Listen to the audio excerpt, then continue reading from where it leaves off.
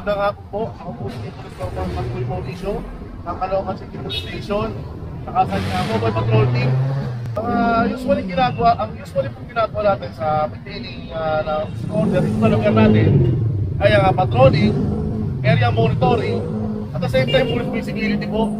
Hindi lang ng ating mga personnel kundi yung mga mobile po natin na nakakalat dito sa BMC, sa Fifth Avenue LRT Station at sa EDSA.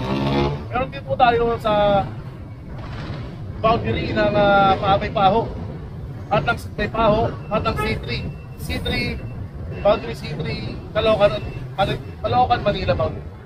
Usually, pag may krimen, number one ginagawa ko is ina-assess yung complainant o yung victim.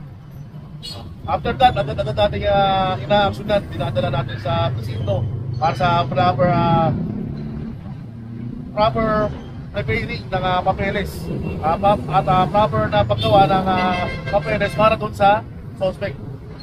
Ngayon magandang hapon po, kapulisan po ng Caloocan City, especially na mobile patrol team.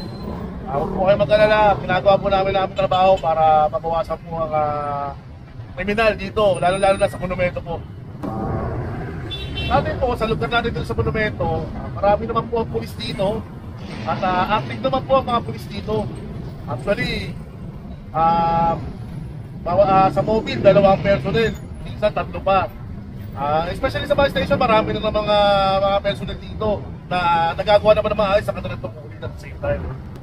Huwag po kayong matakot, nandito po kami, handa po kami magbigay ng servisyo sa inyo. Kahit anong mangyari, ibibigay namin lahat 100% para makapanatili ang seguridad po ng iyong gamit at nyo bilang isang tao. Kami po ang bahala sa inyo.